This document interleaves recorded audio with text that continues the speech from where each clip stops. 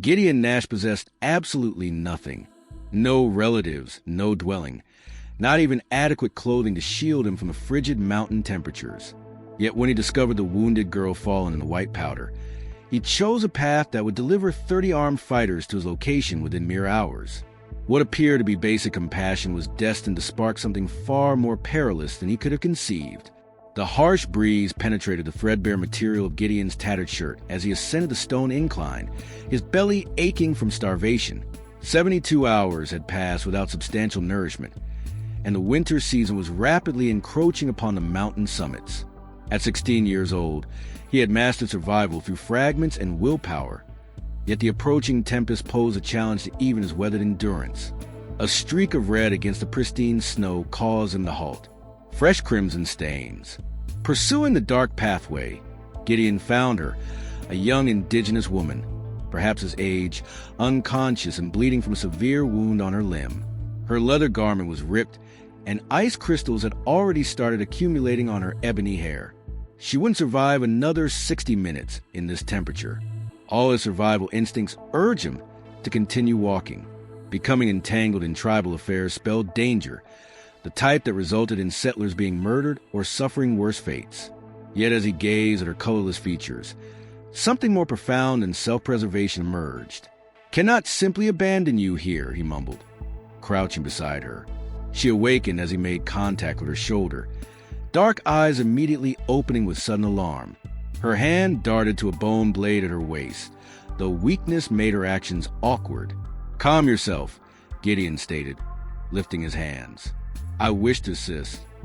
She spoke quickly in her tribal language, gesturing toward the eastern summits. Despite the communication obstacle, he comprehended. She required safe passage home, and urgently. The young woman attempted to rise, but immediately fell, screaming as her wounded limb failed. Gideon prevented her fall, sensing how frigid her skin had become. Freezing was beginning. "Those summits?" he inquired, indicating eastward.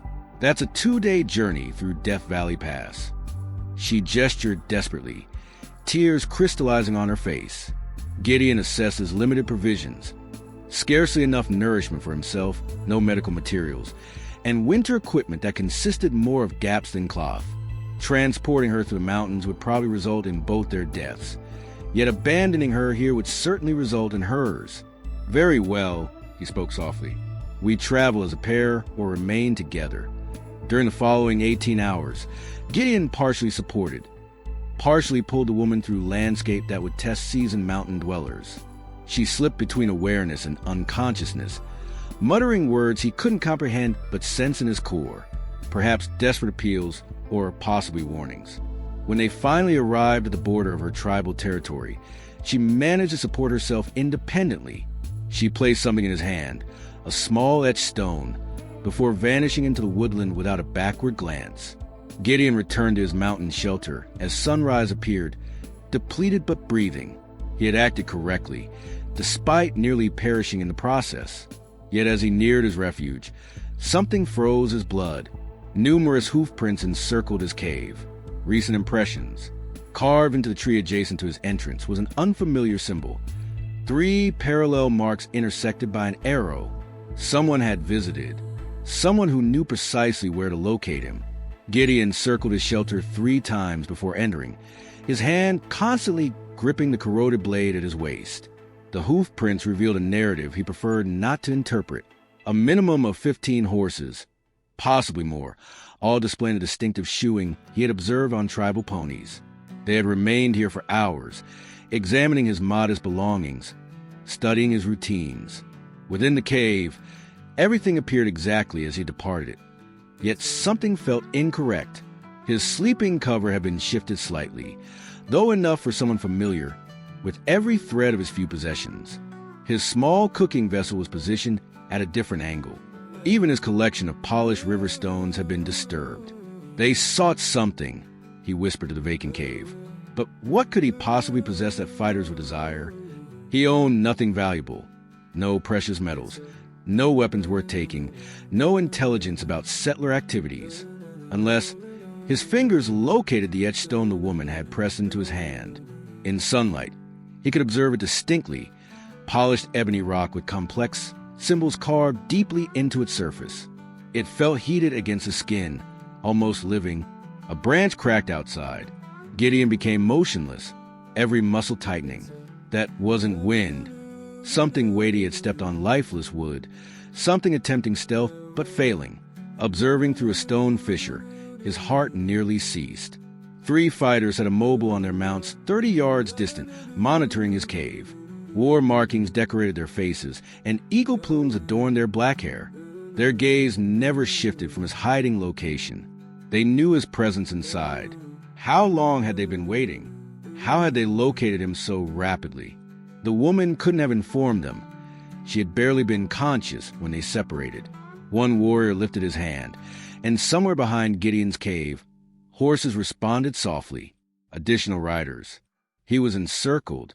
The primary warrior dismounted slowly, purposefully, his hand positioned on a tomahawk that appeared to have recently tasted blood. When he spoke, his voice traveled easily through the thin mountain atmosphere. "Young man who assisted our daughter, we know your presence there." Gideon's throat became parched. Daughter. The woman was someone significant. Not merely any tribal member, but family to whoever these men were. Emerge. We desire conversation. Every instinct of Gideon's existence screamed danger. In every tale he had heard, white men who became involved with tribal matters ended up scalped or worse. Yet he was caught like prey in a burrow with no escape route, and winter approaching. The warrior persisted, his voice containing an edge that made Gideon's skin prickle. "You possess something belonging to us." The etched stone seemed to burn against his hand. Whatever this item was, it was significant enough to bring armed men into the mountains, important enough to track him down within hours. Gideon closed his eyes, sensing the burden of his choice. Exit and confront whatever these warriors desired, or remain concealed and eventually perish from thirst and cold when winter imprisoned him in the cave. When he opened his eyes, the primary warrior was walking directly toward his cave entrance, and his demeanor suggested patience was no longer available. Gideon emerged from the cave with raised hands, the etched stone concealed in his closed palm. 30 warriors appeared from behind stones and trees like shadows becoming solid. More men than he had envisioned, all armed, all observing him with unreadable expressions. The primary warrior stopped 5 feet distant, close enough that Gideon could observe the detailed scars marking his weathered features. This was no ordinary hunting expedition. These were experienced fighters, and their presence here indicated something far more serious than a simple rescue. "I am Takakota," the warrior stated in carefully controlled English. "Ayana is my daughter." Gideon's mouth became dry. A chief's daughter? He had rescued a chief's daughter unknowingly, and now her father stood before him with sufficient men to destroy a small settlement.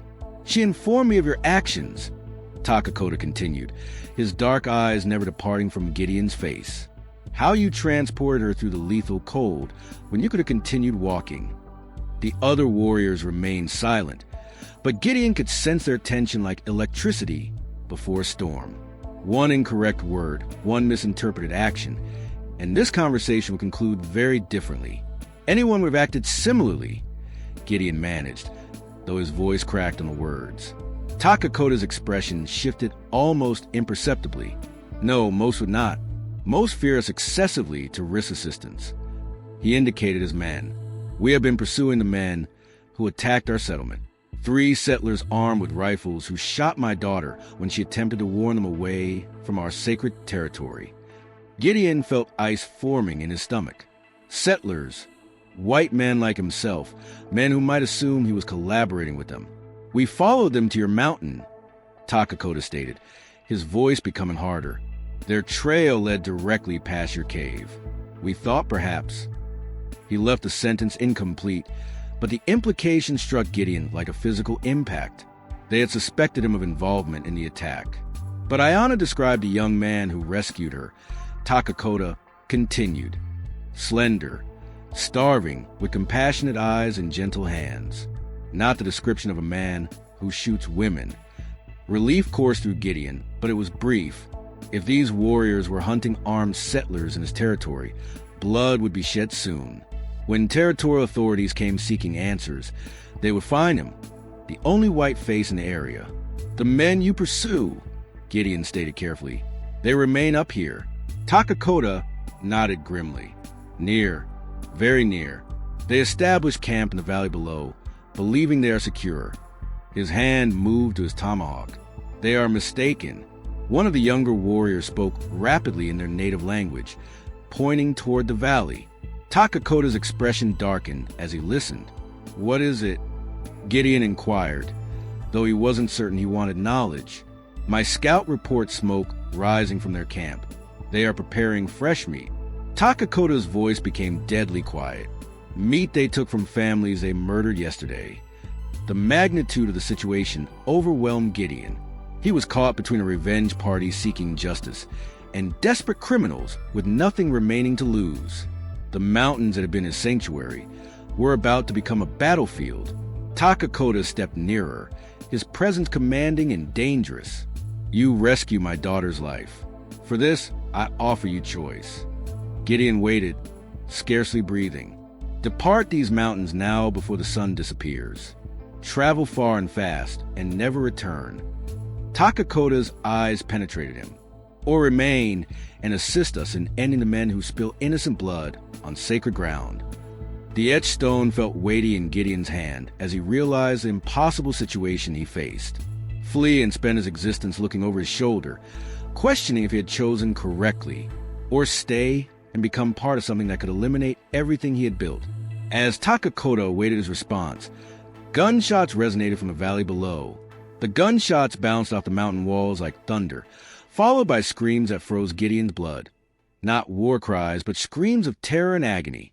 Takakota's warriors instantly changed from waiting sculptures into fluid movement, mounting their horses with practiced skill. Yet Takakota himself remained stationary, his eyes fixed on Gideon. "Choose now, young man. The killing has already commenced." Another volley of shots cracked through the atmosphere, closer this time. Someone was ascending the mountain, firing wildly as they climbed through the trees. Gideon glimpsed 3 figures scrambling up the rocky incline, the settlers fleeing toward his cave with desperate panic. "They're approaching here," Gideon whispered, realizing the horrible truth. The criminals knew about his cave and were leading the fight directly to his entrance. Takakota's expression became lethal. "You know these men?" "No," Gideon stated quickly, "but they've been observing my camp. They know my location." The lead warrior's grip tightened on his weapon. In moments, armed murderers would reach the cave, followed by 30 tribal warriors seeking blood. Gideon would be caught in the center of a massacre with nowhere to escape. "Position yourselves behind the stones," Takakota commanded his men. "Allow them to approach." But Gideon observed something that made his stomach plummet. One of the fleeing settlers carried a rifle he recognized, a distinctive brass-fitted weapon he had seen in town. It belonged to Marshal Crawford, the territorial lawman who had been missing for 2 weeks. These weren't merely thieves or claim jumpers. They had killed a federal marshal. "Wait," Gideon called out as the first settler crashed through the tree line 50 yards below. "If you eliminate them here, the army will come. They'll blame your people for the marshal's death." Takakota paused, understanding the implications immediately. Dead settlers at a native ambush site would bring cavalry troops and retribution against his entire tribe. The 3 criminals were close enough now that Gideon could see their faces. Desperate, wild-eyed men with blood on their clothing and death in their wake. The leader spotted the cave and pointed, shouting something to his companions. They were going to use his shelter as a fortress. "You cannot allow them to reach the cave," Takakota stated grimly. "If they take position there, we must extract them. Many will perish." Gideon's mind raced. The settlers were 30 seconds from his cave. The warriors needed a clear shot, but couldn't risk being blamed for a massacre. And he was the only one who could prevent it from becoming a bloodbath that would destroy innocent lives. The etched stone seemed to pulse in his hand, and suddenly he understood why Ayana had given it to him. It wasn't merely a token of appreciation. It was a symbol of trust, of responsibility. He stepped into the open, directly into the path of the climbing criminals.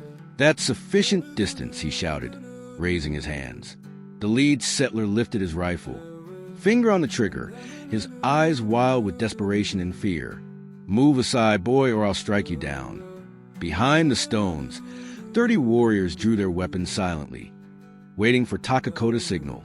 One incorrect word from Gideon, and the mountain would explode in violence.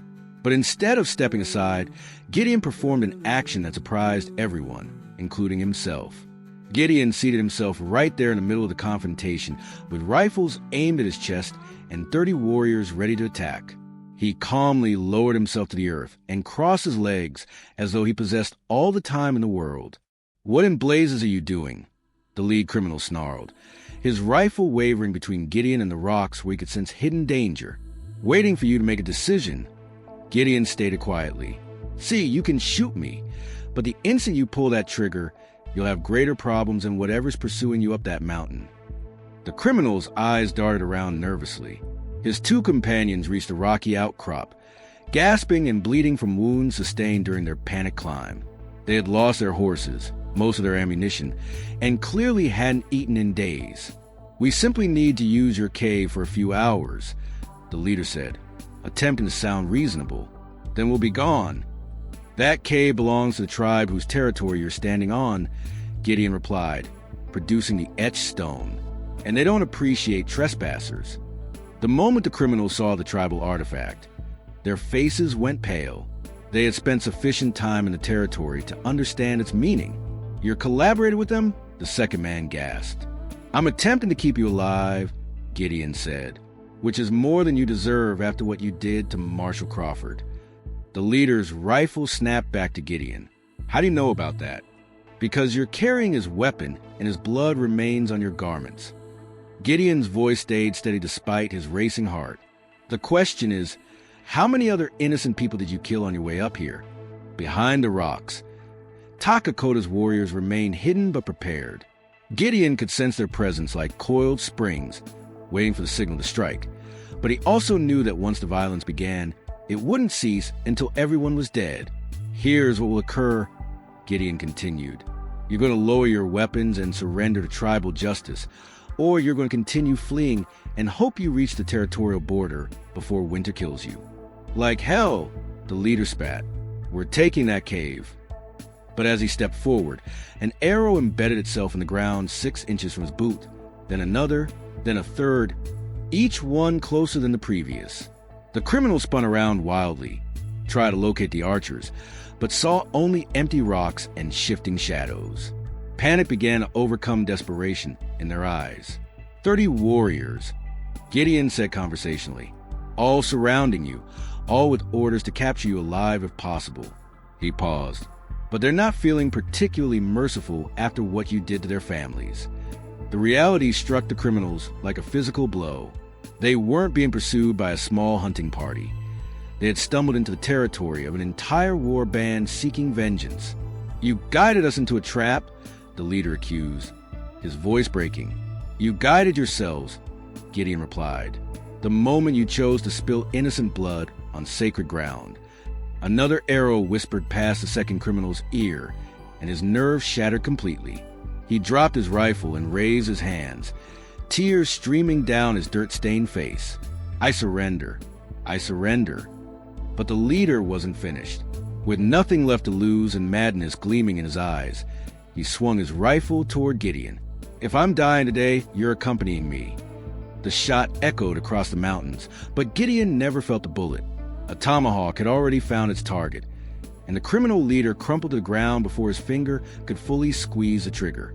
Takakota emerged from behind the rocks, his remaining warriors flowing around the 2 surviving criminals like water around stones. In seconds, the threat was over, but as Gideon stood up, brushing dirt from his clothing, he realized something that chilled him more than the mountain wind. The gunshot would bring cavalry troops within days, and when they arrived, they would find dead settlers in tribal territory with Gideon as the only witness to what really happened. Takakota secured the 2 surviving criminals with rawhide strips while his warriors searched the bodies. What they discovered confirmed Gideon's worst fears: military dispatches, territorial maps, and a cavalry officer's insignia hidden in the dead leader's pack. "These men killed more than settlers," Takakota said grimly, holding up the officer's bars. They attacked a military patrol. Gideon's stomach dropped. Killing a marshal was serious enough, but attacking cavalry troops meant the army would send a full company to investigate. They would follow the trail of destruction directly to this mountain, and when they found bodies in tribal territory, they wouldn't ask questions. How long before soldiers come? Takakota asked. 3 days, maybe 4. Gideon replied, trying to calculate distances and army response times. But when they arrive, they'll see dead whites and living natives. Won't matter what really happened. The chief's weathered face showed no emotion, but Gideon could see the weight of responsibility in his dark eyes. One wrong decision could bring war to his people, women and children who had nothing to do with his violence. My warriors want to scalp these men and leave their bodies for the soldiers to find. Takakota said quietly, show them what happens to those who attack our families. That'll start a war that'll kill more innocents than these 3 ever could. Gideon said urgently. One of the bound criminals, a young man barely older than Gideon, began sobbing uncontrollably. Please don't scalp me. Please, I never killed nobody. I just ran when the shooting started. Takakota studied the crying man with cold calculation. You ran with murderers. You took their blood money. You are guilty. But something in the young criminal's terror sparked an idea in Gideon's mind, a desperate plan that might save everyone if he could convince Takakota to trust him completely. What if the soldiers never found bodies at all? Gideon said slowly. Takakota's eyes narrowed. Explain. These men were running from something bigger than your war party.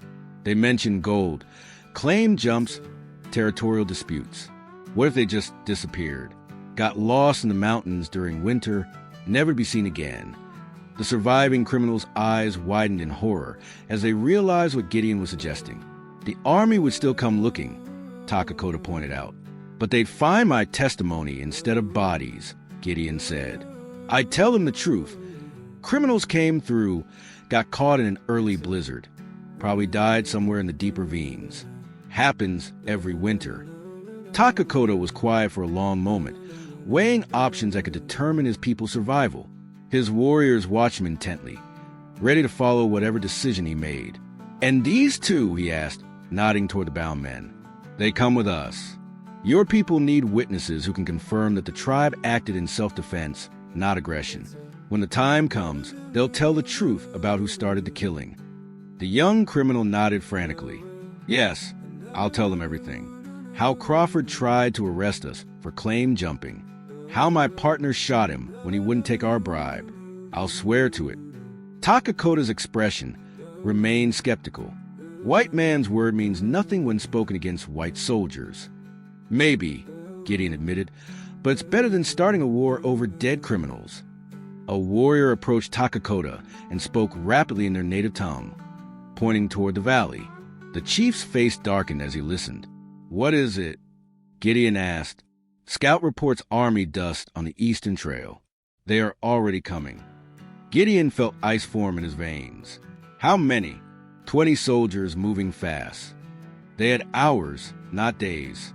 Whatever plan they chose had to happen now, before the cavalry arrived and found evidence of the confrontation.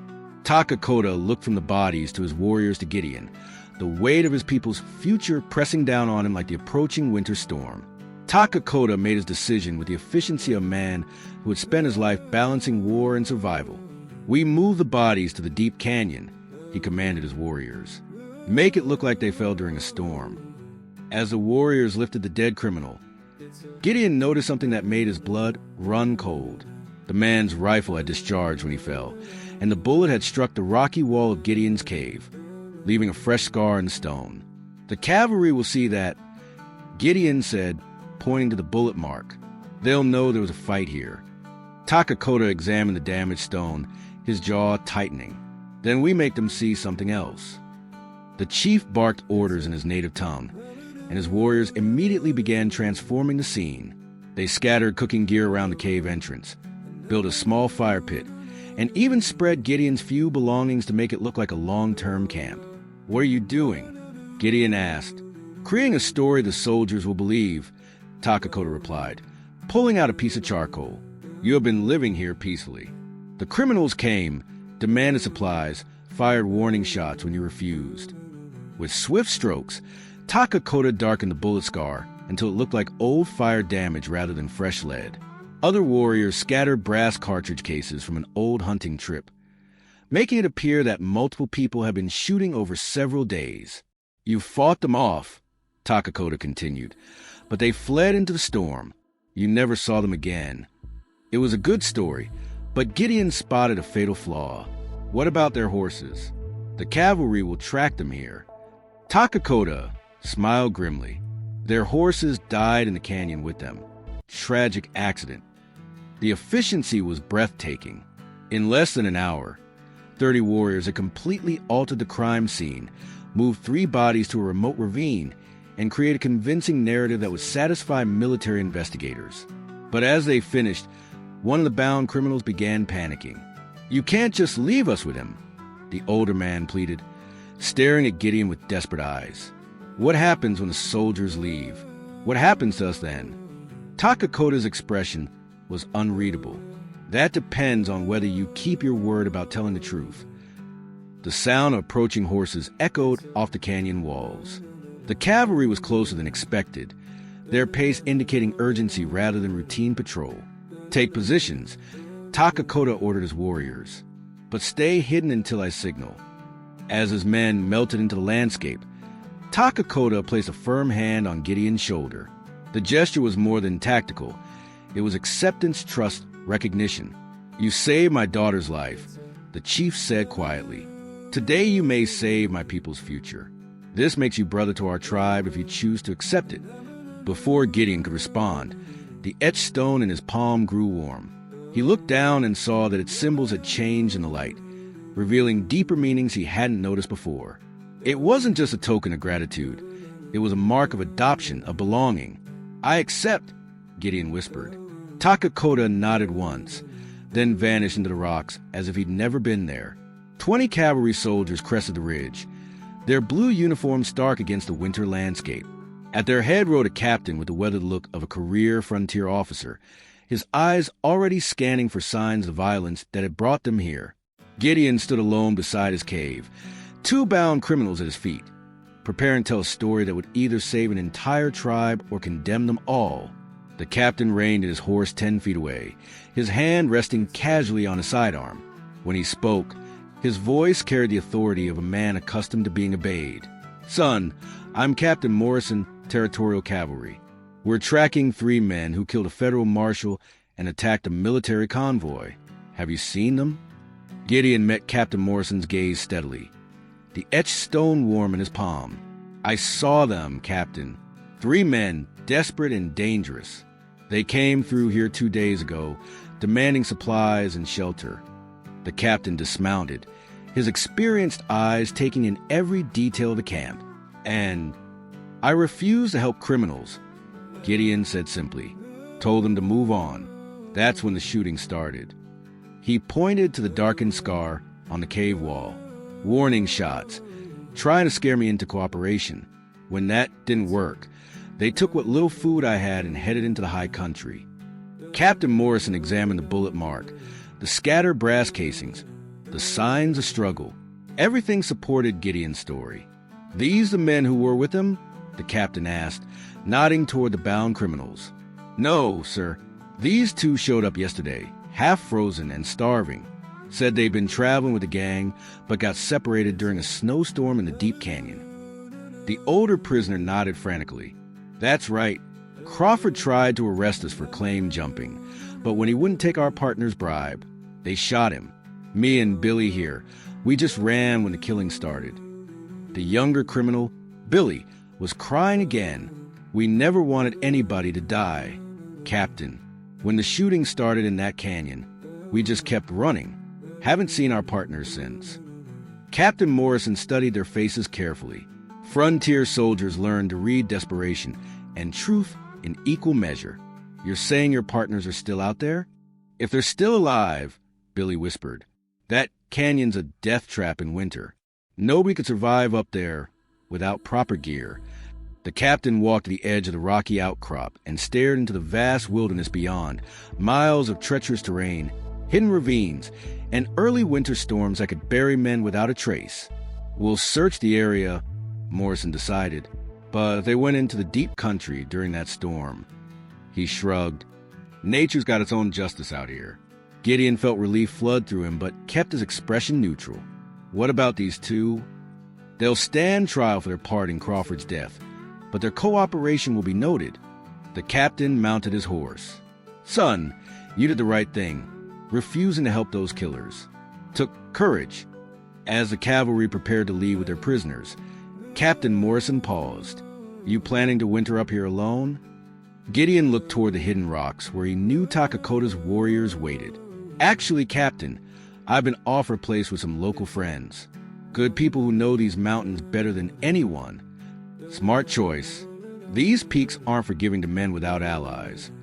After the soldiers disappeared down the mountain trail, Takakota emerged from concealment, his warriors flowing out a landscape like morning mist. The chief's weathered face showed something Gideon had never seen before, genuine gratitude mixed with deep respect. You spoke well, brother, Takakota said, using the tribal word that meant family by choice rather than blood. Your words have prevented much bloodshed. Gideon held out the etched stone, but Takakota shook his head. Keep it. You've earned the right. The chief placed a firm hand on Gideon's shoulder. Our winter camp has room for one more, if you choose to stay. Looking back at his empty cave, then at the warriors who had accepted him as family, Gideon's decision came easily. I choose to stay. That evening, as snow began falling on high peaks, Gideon sat beside a warm fire in the tribal camp, learning his first words in their language while Ayana translated stories of courage and belonging. The homeless boy who had nothing was now a brother to an entire people, his act of simple kindness having transformed not just his own destiny, but prevented a war that could have destroyed countless innocent lives. The etched stone rested in his palm, no longer a mysterious artifact, but a symbol of family he had gained by choosing compassion over safety, courage over comfort. If you enjoyed this story, click the video on your screen now to watch another unforgettable tale where destiny and courage collide in ways you never expected. Don't forget to subscribe and consider a super chat to help us keep bringing you more stories like these. Your support means everything to us.